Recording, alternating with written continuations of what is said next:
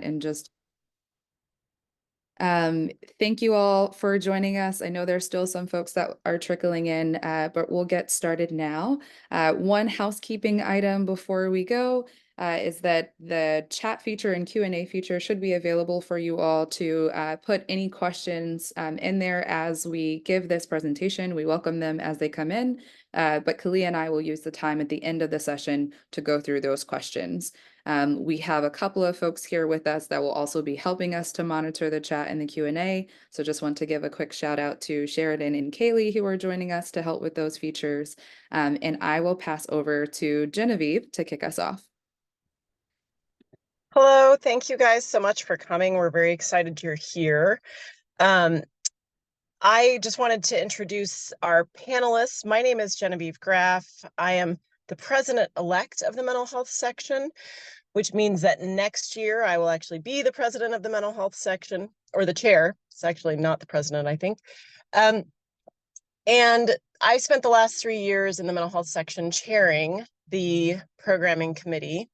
And this abstract webinar is directly responding to discussion and requests that occurred during our annual meeting in the fall of 2023 about people feeling like they weren't very successful always, or as successful as they'd like to be in submitting abstracts and having them accepted in the mental health section. There was a suggestion made to hold a webinar to help folks understand what it takes to be successful in submitting abstracts.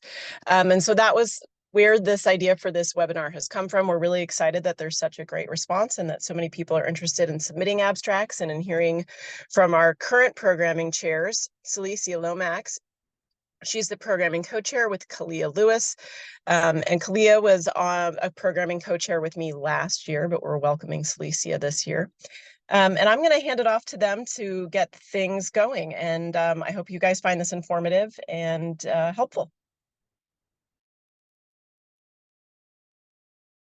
All right, so I'll go ahead and introduce myself. My name is Kaleea Lewis. I'm an assistant professor at the University of Missouri in the Department of Public Health and Women's and Gender Studies. And I, again, am Silicia Lomax. I am a health policy director based in Washington, D.C., and I'll be presenting on the latter half of this presentation. So Kaleea, I'll pass back to you. Right. So we'll get started with the simple of how to submit your abstract. So thinking specifically for those who this may be your first time submitting to APHA versus those who are more senior. So abstracts must be submitted electronically through the APA Abstract Management website. And so this is quite simple. So thinking about after logging in and or creating your account, you will be directed to the website to submit your abstract. And so the kind of bulk of this presentation will be going through like the nuts and bolts of thinking about how to kind of structure that abstract based on the calls. So in addition to submitting the abstract text, you would choose a topic that you will submit to and fill out the conflict of interest form. And so we're also spending a good amount of time thinking specifically about topic. And I know that maybe or may kind of evoke some questions. So we'll make sure to really go deep, in depth about that. So when thinking about submitting your abstract, the website provides complete instructions on the length and format of those abstracts. So for example, abstracts may be submitted for a 15 to 20-minute oral presentation, and we'll go through what we're looking for specifically for those. That will be grouped by the program planners into an oral session, or you can submit your abstract for a poster presentation. And of course, just the regular website at apha.convex. So after this webinar, we'd be more than happy to answer any questions that may arise when using Convex. Because I know as a first-time submitter, I had quite a few kind of issues kind of submitting to that website. So we'd be more than happy to kind of help troubleshoot and go through that with you. So thinking about the abstract format. So this is specifically kind of relegated to qualitative and quantitative research. So you can think about structuring it in these 4 bullet points or 4 areas. So thinking about the background, what are the study objectives, hypothesis, and or description of the project, specifically as it relates to the research you envision presenting at APHA. Also, again, thinking about the methods. So what is a study design, including a description of the participants, procedures, measures, and appropriate statistical analysis, or the dates of data collection. And so this can be a little bit more, or may seem a little broad, and that's to allow for room as it relates to describing qualitative and quantitative research, thinking specifically about the different ways both kind of areas use certain nomenclature to talk about how they approach methods. And last but not least, so thinking about the research and the results and conclusion. So the results, you're thinking of specific results in summary form. And I know I might be jumping ahead a little bit, specifically thinking about qualitative and quantitative research in which you haven't quite completed it yet. We could talk about ways in which we would structure or discuss the results in a way that communicates to the reviewer that it is forthcoming. And conclusion, so description of the main outcome of the study and implications for research, policy, and practice. So thinking again within that background section, how do you kind of demonstrate what the public health problem is that you're describing in your research? And again, in that conclusion section, really bringing the reviewer back to that to illustrate how your research aids in understanding whatever that specific public health problem is. So we can also think about abstract format number 2, description and analysis. So thinking of initiatives and implementation studies. So again, the same core focus areas, background and context. So the why now, thinking about those implementation studies. Why is this important specifically within the field of public health? And or what challenges is the policy, program, initiative, or strategy designed to address? So you can think of it as your way of describing again what that public health problem is and how your implementation study and or initiative seeks to address that. So again, thinking of description, design of the project, policy, service, and or advocacy program. And we also left this one intentionally very broad to allow you to really describe the design of the project in a way that communicates how you foresee that going through. And also thinking about lessons learned. So a brief description of the results, and ending this specific type of abstract with recommendations and implications. So for example, what are the implications of the research, policy, or practice, including recommendations and next steps as it relates to the specific area within our section that you foresee yourself submitting to? So let's think about the abstract rubric. So what are the reviewers using as a way to kind of engage with and judge your research? So we can think about abstract content, 15 points possible. So when we conceptualize abstract content, we're thinking of specific to the topic. How do you describe in sound science or evidence-based practices your research, and how does it serve to maintain, develop, or increase the knowledge, skills, or competencies within the area of public health, the broad area? So when we think of abstract content, the content must be objective, free from bias and promotion, and should not include commercial entities, products, services, logos, and or brand names. So amongst that, we also think about the learning objectives, which are required regardless of which section you submit to. So we're looking for at least one measurable learning outcome that reflects what the learner or anyone who attends your session, what should they be able to take away from that session based on hearing your presentation. Also thinking about gaps addressed. So were gaps identified within your abstract? Were those gaps based upon sound science, evidence-based practices, and how did you use those gaps as a way to identify ways for you to promote changes in skills, knowledge, competencies, and or opportunities for improvement? We also have competency. So basically, did the abstract address a core competency in public health, nursing, medicine, or health education? And last but not least, just the written quality of the abstract. So for example, was the abstract coherent? And did the abstract clearly state the purpose and or relevance of the field of public health? So thinking about this specifically, and we'll go through later about the different areas in which we are accepting abstracts within the mental health section.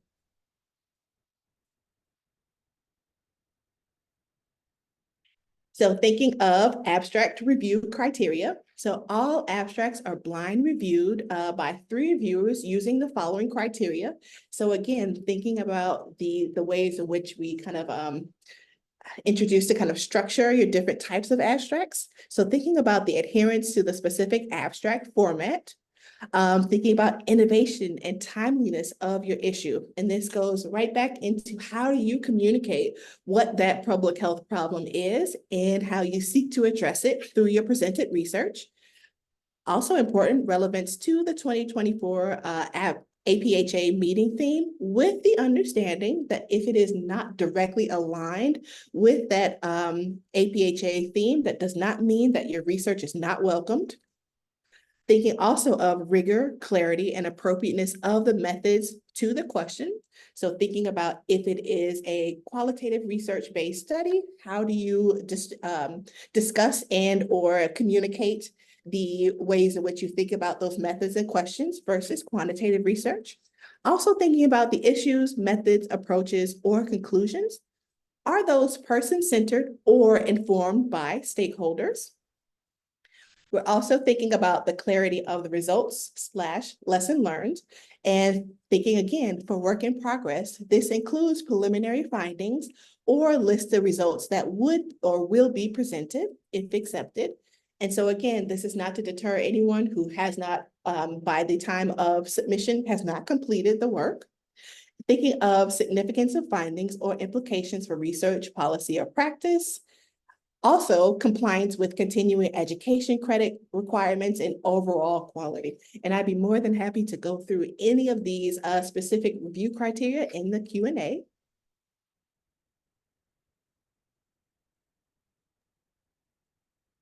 Perfect. Thanks so much, Kaleea. So I'm going to go through the various rules that apply specifically to APHA for a combination of submitting your abstracts, for what happens once those abstracts are actually accepted, and then also for presenters when they're at the annual meeting, and we'll go through a few tips from there. As I go through these different pieces, or if you have any questions based on what Kaleea shared so far, please feel free to put those questions in the Q&A feature. We see a couple of those coming in now, and then we'll answer them live during that last 20 minutes or so for Q&A, but please feel free to put those in there now. So as far as rules for actually submitting your abstract, one piece that has been a little bit confusing, I think, for folks in the past is whether or not they have to be a member of APHA in order to submit an abstract. For the annual meeting, you do not have to be a member to submit an abstract. So anyone can actually submit an abstract to APHA. As Kaleea mentioned earlier, for those who are not currently members, you would have to go through the process of creating an account once you go to that website that I believe Kaylee shared in the chat for you all, but you do not have to be a member. So that's that first part. The next part, specifically to the mental health section as far as submitting abstracts, is that they have to be 350 words or less.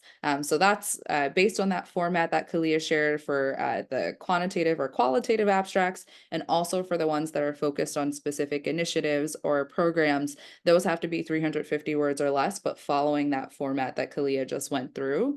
I do want to note that each section is slightly different in terms of how they go about that formatting criteria, as well as the word limit. So some sections might ask for 250 words or less. Some might even go closer to 500 words, specifically for the mental health section. Since we know a lot of you are here specifically to submit to our section, we're looking for 350 words or less.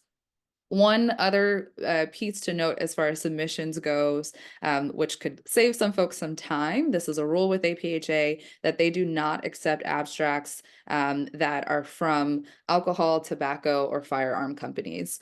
We actually have run into these issues in the past with APHA, in which as they were reviewing abstracts that seemed very strong, they actually could not take them due to this conflict. And those relationships come in a number of different forms. You can be an employee of those different companies. You can represent the retailers or the trade organizations.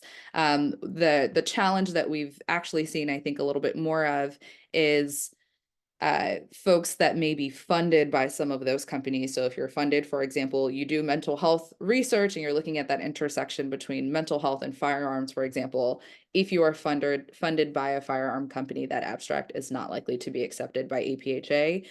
Part of that is mostly due to a combination of a conflict of interest and the lack of alignment between the interests of the American Public Health Association, for obvious reasons, and these companies. So I just wanted to make that clear, especially for those who might have some of those affiliations. The last piece to note, which might be different from other conferences or organizations that abstracts may be submitted to, is that the notification of your abstract only goes to the person who made the submission of the abstract. So if you are part of a team, let's say you're part of a team of 4 people who worked on a study together, the person who did the actual submitting is the one that gets the notification of an acceptance or a rejection or being waitlisted. So we always advise that the person who submits that abstract also notifies the rest of their team, since APHA is not going to be the ones to send it basically to the rest of that team.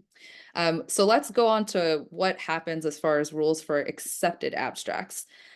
So to that end, a person who is submitting their abstract is essentially committing to actually presenting the abstract. And so for this year, the annual meeting is in Minneapolis in the end of October, I believe October 27th to the 29th or the 30th. And in that particular case, you are basically committing to presenting your abstract on any of those days in the end of October in Minneapolis. So that is something to just be aware of. When you're basically submitting it, you are making that initial commitment. This is where this next tip here, as far as rules for accepted abstracts, is also where that distinction I just want to make really clear. So again, you do not have to be a member of APHA to submit an abstract.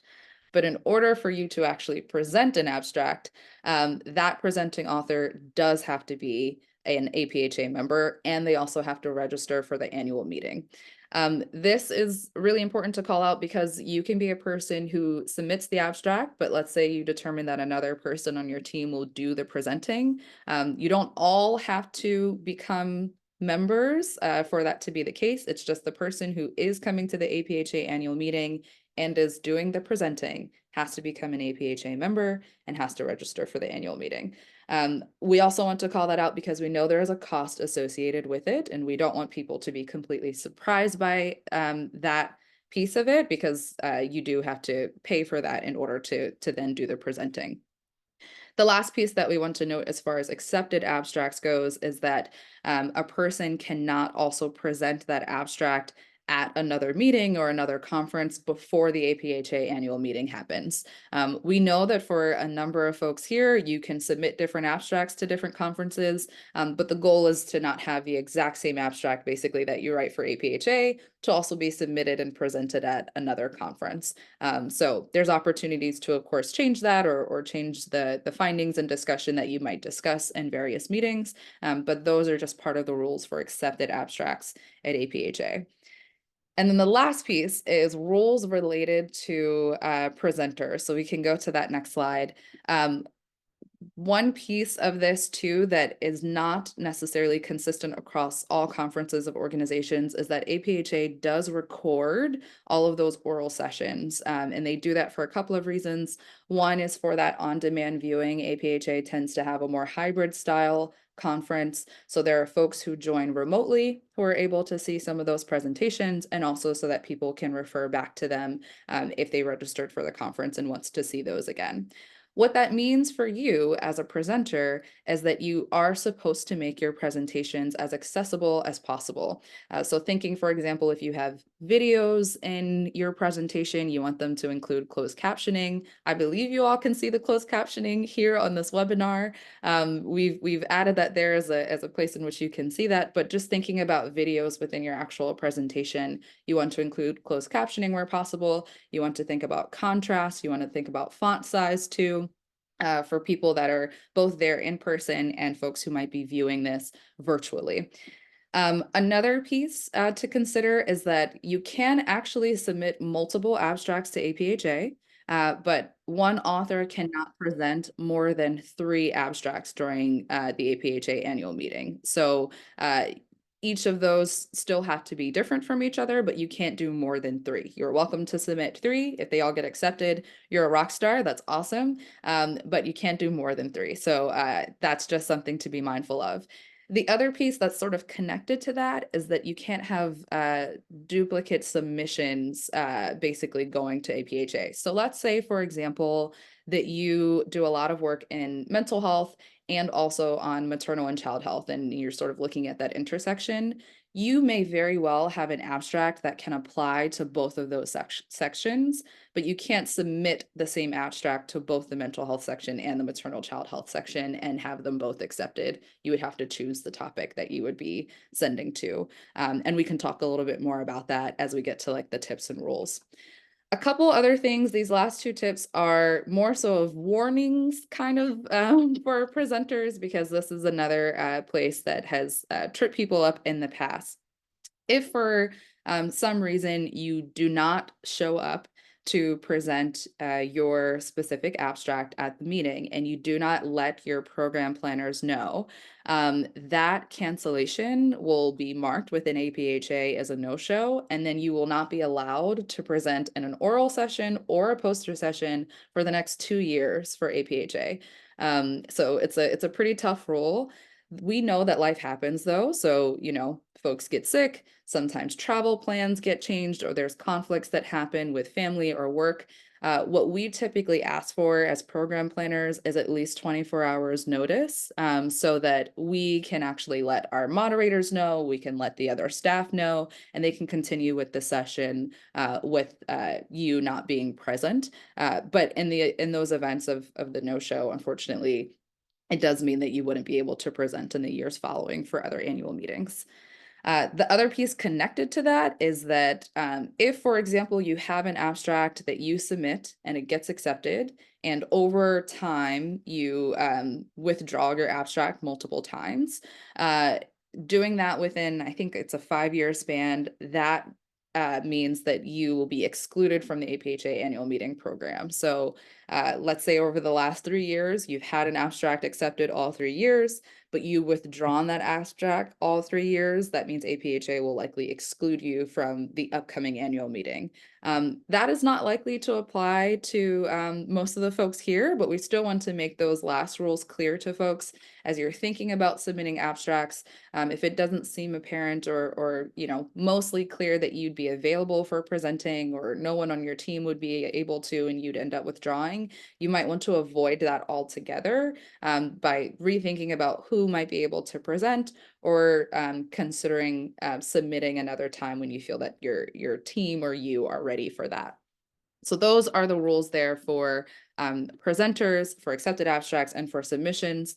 I do see some questions coming in, so we will definitely get to those. Those are already really helpful to see that there's some clarifying pieces we can add to.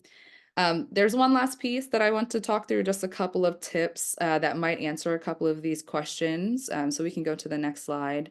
And some final pieces before we go to Q&A. And we wanted to make sure that we had a good amount of time for Q&A. I think Kaleea and I did relatively well for keeping the first half more presentation style and the last half for discussion. So this last bit is really just a couple more tips and information for folks to know here.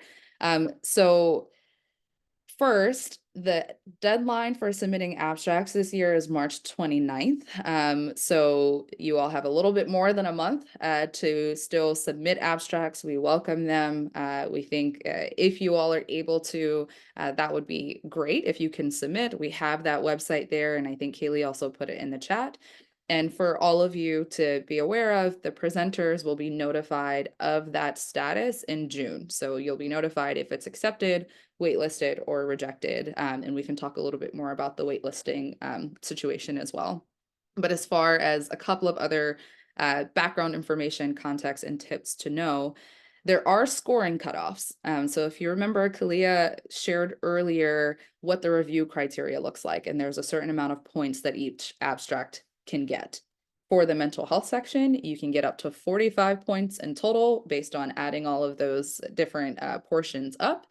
And to help each of the APHA program planners, there's an automatic sort of cutoff that is developed after all of those abstracts go in and you have those reviewers coming in. For us, for example, and this changes from year to year, but I'll just give an example if it's helpful. We have that total score of 45.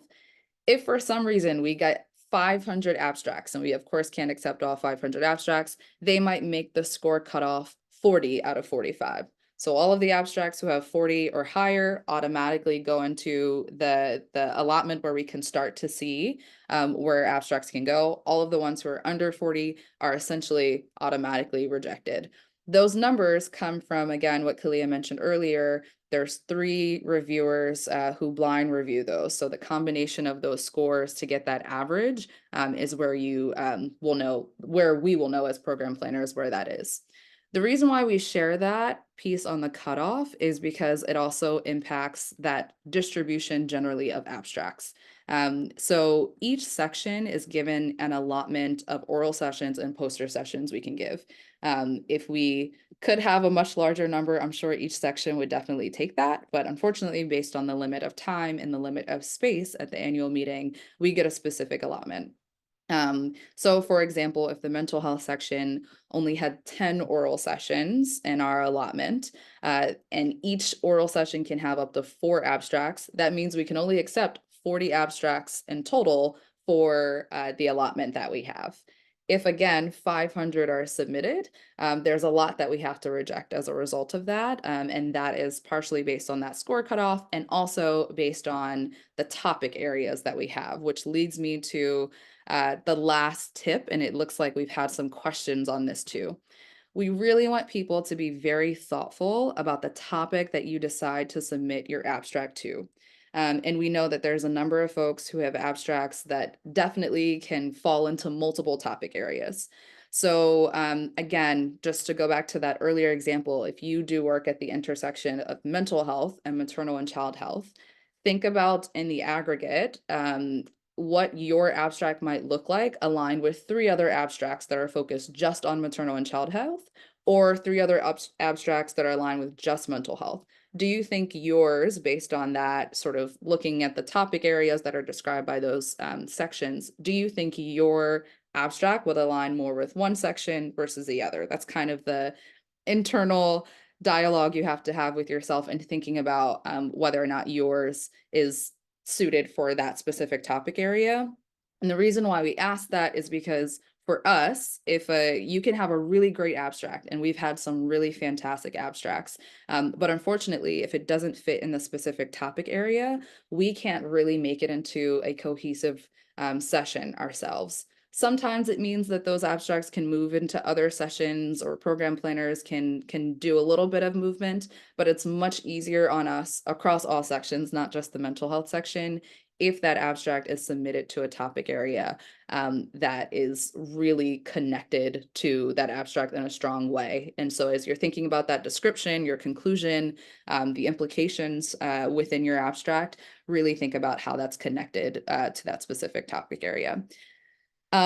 Again, we have that submission website there, but as we mentioned, we wanted to use that first half to do most of that presenting, give you guys that overview of the guidelines for submitting an abstract for the mental health section, what exactly we're looking for formatting wise. You got to have a sneak peek into what the reviewing process looks like.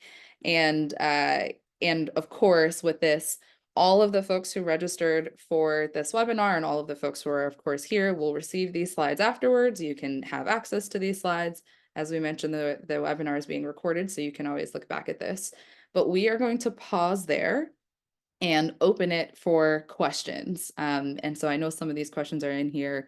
Kaleea, I invite you to join me again.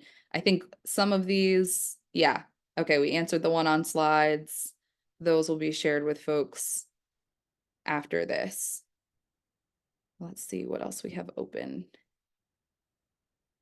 And please feel free to continue putting your questions in the Q&A feature. We have one question on here also. There's a person who asked if they have research focused on the evaluation of mental health task sharing interventions in low-income countries, would it make more sense for it to go into the mental health section or the international health section? Or can it be submitted to both? So great question, Mark. I'm glad you asked that. Just to go back to what I was sharing a little bit earlier, and maybe this was partially answered, you cannot actually submit the same abstract to both. You can't have duplicate abstracts there going in. But when thinking about that, so it seems like it can definitely go in either of those topic areas, mental health or in the international health section. So you'll want to really consider where it seems like it can align more. If more of your presentation feels like it will focus on the international health side, looking more specifically at low-income countries or doing more comparison there from country to country, then you may want to consider it for international health.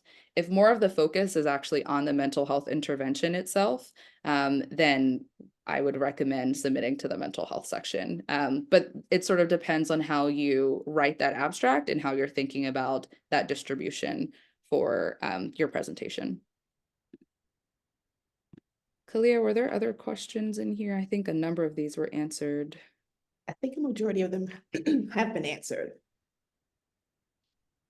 Yeah. Yep. Oh, there's more coming in. Okay. Oh, we're getting thank yous. You're welcome to those who said thank you so far.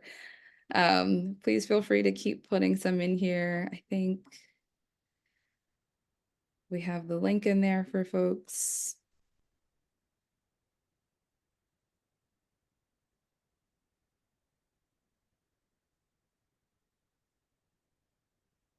So I know that Silicia mentioned topic areas, and just want to make sure everyone knows how to find those topic areas by going to the APHA website. And when you plan to submit your abstract, it should be a series of bullet points about the different topic areas that we are accepting abstracts for.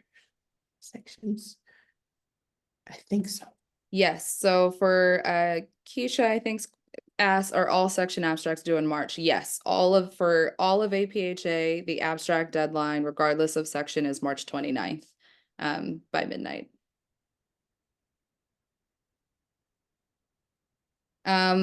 Jade, this is a really good question. So Jade asks, since a presenter has to be an APHA member, what happens if the APHA presenter is a no-show? Can one of the non-member co-presenters step in as the main presenter?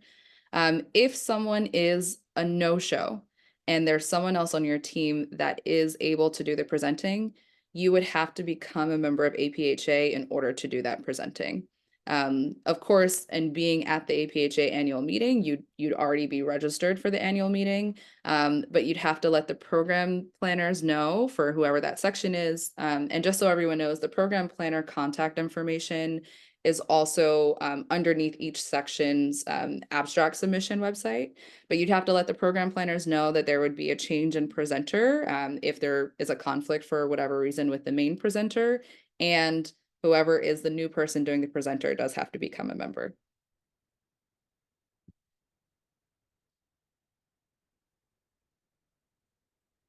There's another really good question in here that asks, is an abstract that's focused on research and evaluation more likely to be accepted than the second format, which was the one that's more descriptive of like an initiative of a program or a program? It's a really great question, and part of this is a little bit dependent upon the reviewers that we get. So for APHA across the board, reviewers are all volunteer-based members of APHA. A good amount of those reviewers are folks who work in the research and evaluation kind of fields. So they tend to have, at least from what I've seen, and Kaleea, I'll invite you to add, from what I've seen, a lot of those reviewers tend to give slightly higher scores for those research and evaluation types of abstracts than the second format. That doesn't mean that the second format, at least for us as program planners, does not get accepted. We tend to look for that, well-rounded sort of combination of abstracts. And so they have that opportunity to be strong in both cases. But what happens with that second format, Mary, is that we want to make sure that it includes all of the components that Kaleea mentioned earlier. So looking at those two formats, as long as all of those components are in there. We let the reviewers know in advance, like, these are all the things that we're looking for. This is the review criteria. And the hope in either case is that they still receive those higher scores to still be accepted. But just to your point, a lot of that kind of depends on the overall sort of group that we have for reviewers and how they're scoring those abstracts. Yes, I was just typing an answer as you were answering it, but also just to reiterate and affirm what you said, and also thinking specifically about the checks and balances that we do on the back end to ensure that there is equity, specifically as it relates to the different types of abstracts that are submitted. Any other questions? We can give it another minute to let folks type too.